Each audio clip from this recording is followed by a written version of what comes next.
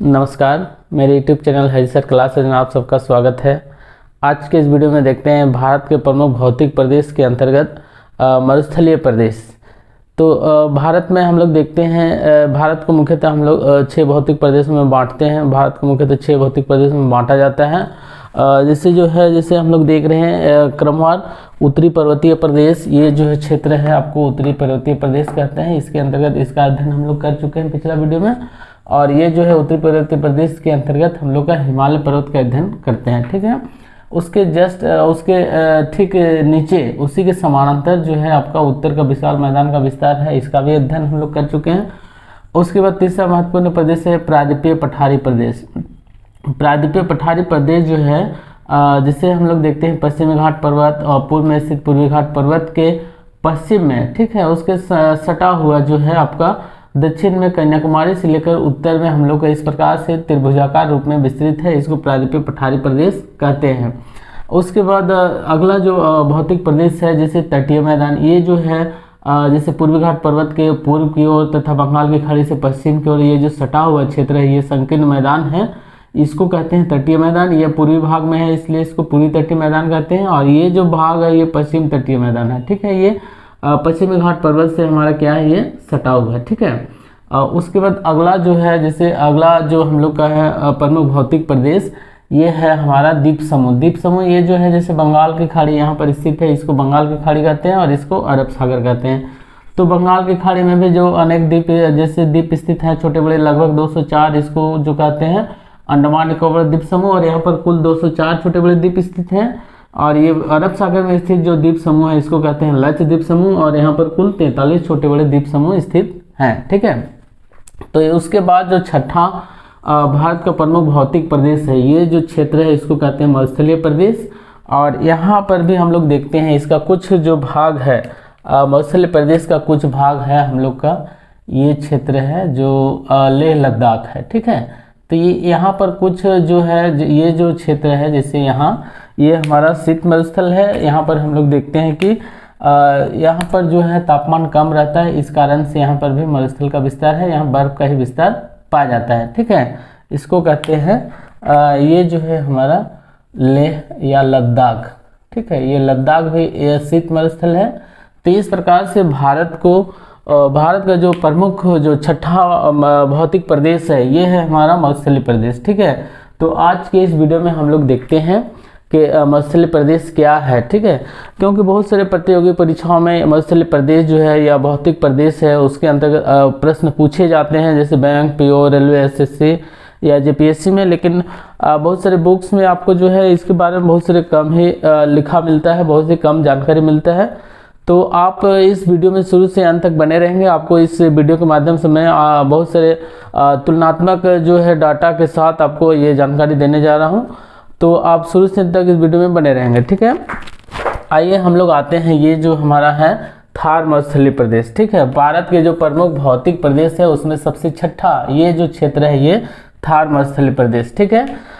ये मरुस्थलीय प्रदेश जो है मरुस्थलीय प्रदेश को मुख्यतः 2 भागों में बांटा जाता है, ठीक है। एक होता है जैसे हम लोग का उष्ण मरुस्थल और एक होता है शीत मरुस्थल, ठीक है। तो ये जो भारत का जो मरुस्थलीय प्रदेश है इसको मुख्यतः 2 वर्गों में बांटा जाता है। जैसे मरुस्थलीय प्रदेश है, ठीक है, मरुस्थलीय प्रदेश डिजर्ट रीजन, इसको 2 भागों में बांटा जाता है। पहला है जैसे उष्ण मरुस्थल और दूसरा जो है इसको उष्ण मरुस्थल और दूसरा जो महत्वपूर्ण है इसको शीत मरुस्थल, ठीक है। भारत में मरुस्थलीय प्रदेश को 2 वर्गों में बांटा जाता है। पहला है जैसे उष्ण मरुस्थल और दूसरा है शीत मरुस्थल। तो यहाँ पर हम लोग सबसे पहले देखेंगे उष्ण मरुस्थल, ठीक है। उष्ण मरुस्थल के अंतर्गत कौन कौन से क्षेत्र आते हैं।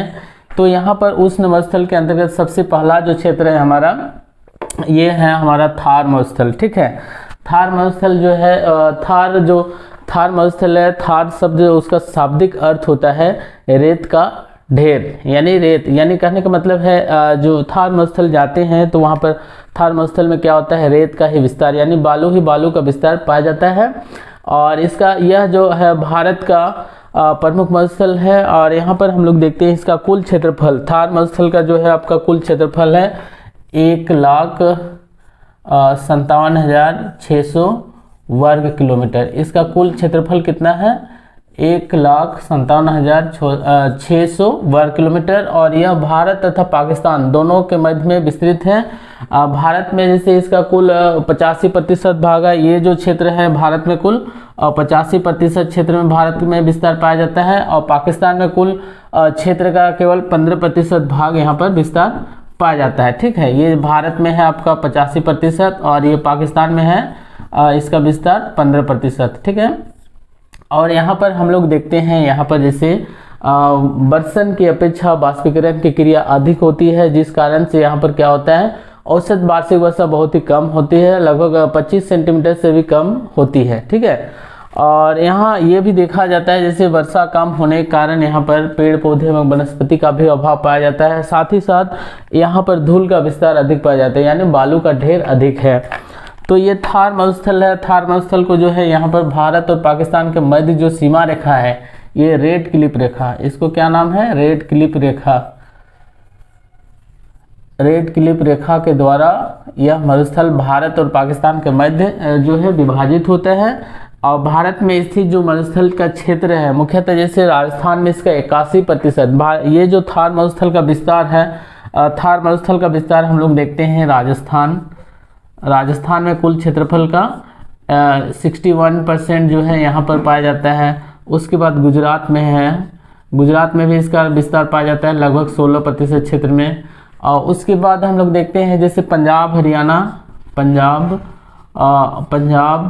हरियाणा आदि राज्यों में भी इसका विस्तार पाया जाता है। ठीक है, तो इस प्रकार से यहाँ पर हम लोग देखते हैं कि ये थार मरुस्थल का विस्तार कई राज्यों में है, लेकिन सर्वाधिक क्षेत्र जो है इसका राजस्थान में है। राजस्थान में भी हम लोग देखते हैं कि थार मरुस्थल का विस्तार, जैसे इसको थार मरुस्थल को हम लोग देखते हैं जैसे भौगोलिक दृष्टि से। ठीक है, यहाँ पर जैसे अरावली पर्वत है, अरावली पर्वत के उत्तर की ओर जो ढाल है उसके ये से, और फिर दक्षिण की ओर जो ढाल है, ठीक है, इसको दो वर्गों में बांटा जाता है, अरावली पर्वत से उत्तर और अरावली पर्वत से दक्षिण।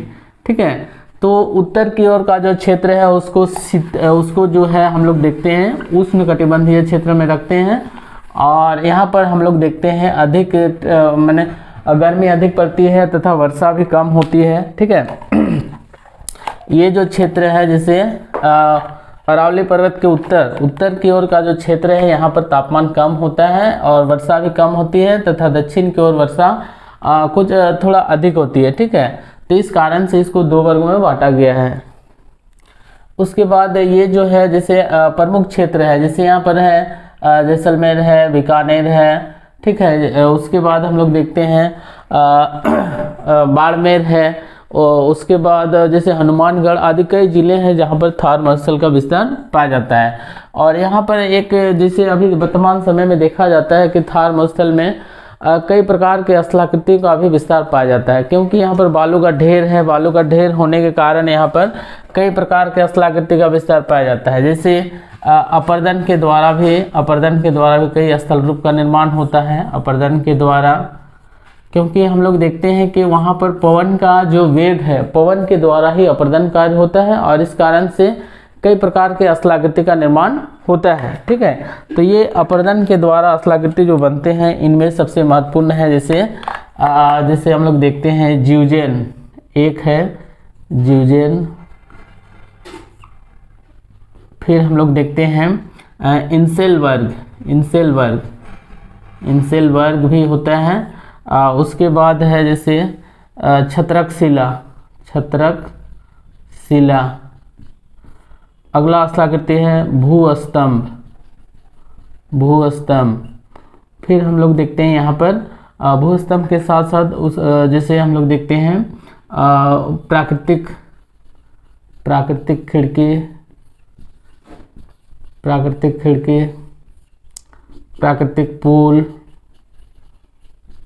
प्राकृतिक पुल का भी यहाँ पर स्थलाकृति का विकास पाया जाता है। उसके बाद है जैसे यहाँ पर कभी कभी वर्षा होती है, तो वर्षा होने के कारण भी कुछ स्थलाकृति जैसे वाल्सन है,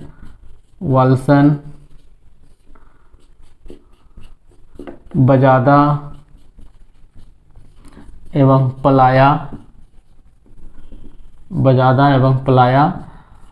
तथा और कई स्थलाकृति। इसके अलावे हम लोग देखते हैं जैसे ये अपर्दन के द्वारा, क्योंकि यहाँ पर देखते हैं पवन जो है गतिशील रहता है और इसका वेग अधिक होने के कारण लगभग 6 फीट की ऊंचाई तक ये अपर्दन कार्य अधिक सक्रिय रहता है। और इस कारण से जो है मार्ग में पड़ने वाले जो भी चट्टान है जो अवरोध के रूप में खड़ा रहता है, उसको क्या करता है, ये पवन अपने साथ बालू के द्वारा उसको खरोंचता है और अपर्दन करके कई प्रकार की स्थलाकृति का निर्माण करता है। इस प्रकार का स्थलाकृति हमारा थार मरुस्थल में दिखता है। ठीक है, उसके बाद और यहाँ पर हम लोग देखते हैं कि जैसे निक्षेपण के द्वारा भी स्थलाकृति का विकास होता है। ठीक है, तो यहाँ पर निक्षेपण के द्वारा, जैसे अभी हम लोग देखें अपर्दन के द्वारा स्थलाकृति का निर्माण, तो ये दूसरा जो है हम लोग को देखते हैं निक्षेपण, यानी बालू के द्वारा जो है बालू को पवन जो है उड़ा के ले जाता है। उसके बाद दूसरे स्थान पर जहाँ पर अवरोध होता है या वनस्पति होता है वहाँ पर उसको छोड़ देता है, तो जिस कारण से अपर्दन कार्य होता है और उसके द्वारा भी स्थलाकृति का निर्माण होता है। इसमें हम लोग सबसे महत्वपूर्ण है जैसे बरखान। ये थार मरुस्थल का सबसे महत्वपूर्ण स्थलाकृति है बरखान। उसके बाद है बालू का स्तूप। ये बरखान और बालू का स्तूप या शिप जो होता है ये अर्धचंद्राकार बालू का स्तूप है, उसी को बरखान कहते हैं। और इस प्रकार से जो है वहाँ पर अर्धचंद्राकार स्थलाकृति का निर्माण होता है, इस प्रकार से रहता है और इसके यहाँ पर जो है बालू का ढेर होता है। ठीक है, तो इसी को कहते हैं, ये जो है इसको कहते हैं बरखान या ये बालू का स्तूप।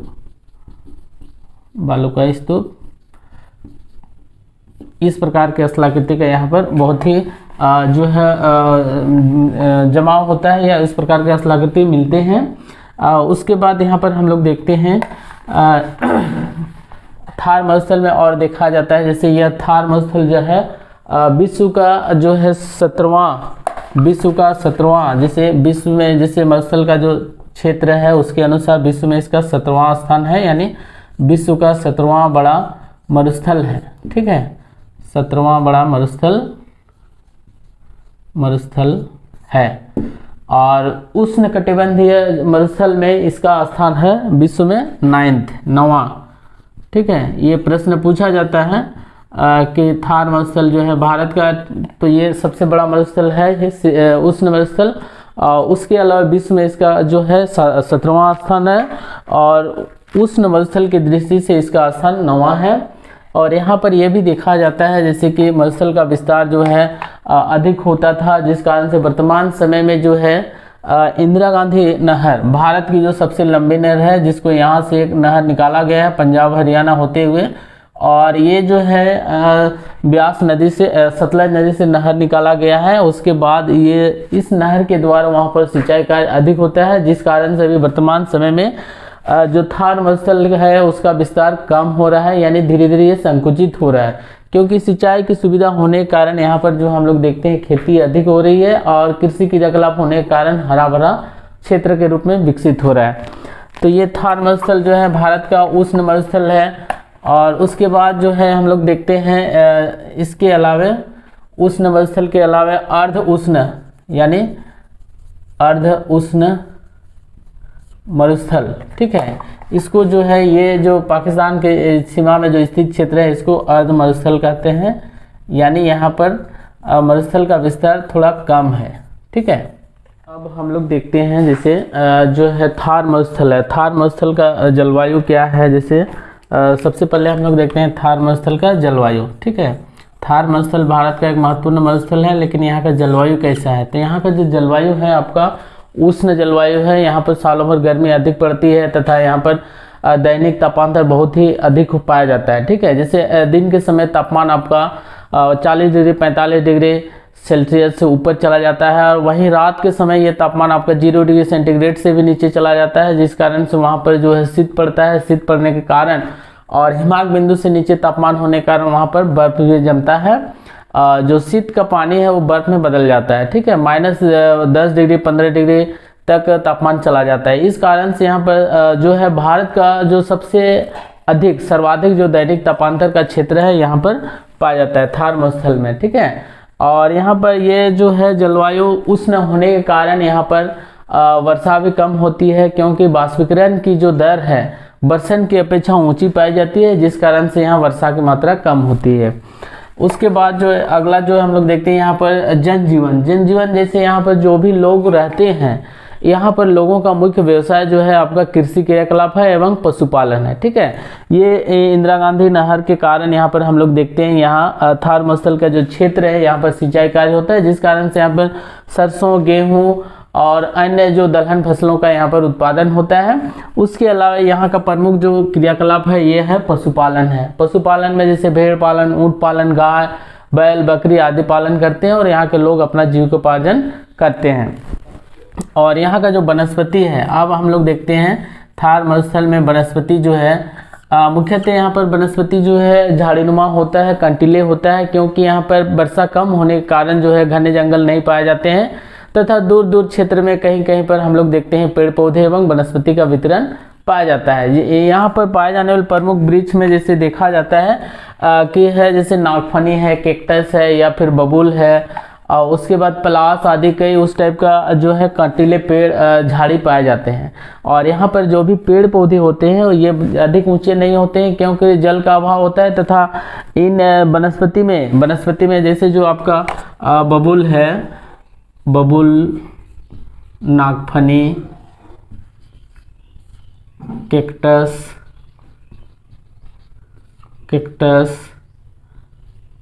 पलास आदि जो भी पेड़ पौधे होते हैं, ये पेड़ जो है अपना जड़ के द्वारा यहाँ पर जल ग्रहण करते हैं, क्योंकि इनका जड़ जो होता है गहराई में धंसा रहता है और इनका खाल मोटा रहता है, ताकि जो नमी है नमी बरकरार रहे और नमी ख़त्म न हो। इसलिए यहाँ पर पाए जाने वाले पेड़ पौधे जो हैं उनका जो खाल होता है जो है उसका मोटा होता है और ये जड़ अधिक गहराई में धंसा रहता है। ठीक है, अब यहाँ जो है थार मरुस्थल में हम लोग देखते हैं यहाँ पर वर्षा की मात्रा, औसत वर्षा जो है 25 सेंटीमीटर से कम होती है, 25 सेंटीमीटर से कम होती है। ठीक है, अब ये हमारा उष्ण मरुस्थल हो गया। अब देखते हैं भारत का जो मरुस्थलीय क्षेत्र का जो दूसरा क्षेत्र है। ठीक है, ये दूसरा क्षेत्र है भारत में मरुस्थल का जो शीत मरुस्थल है। दूसरा महत्वपूर्ण जो है शीत मरुस्थल है।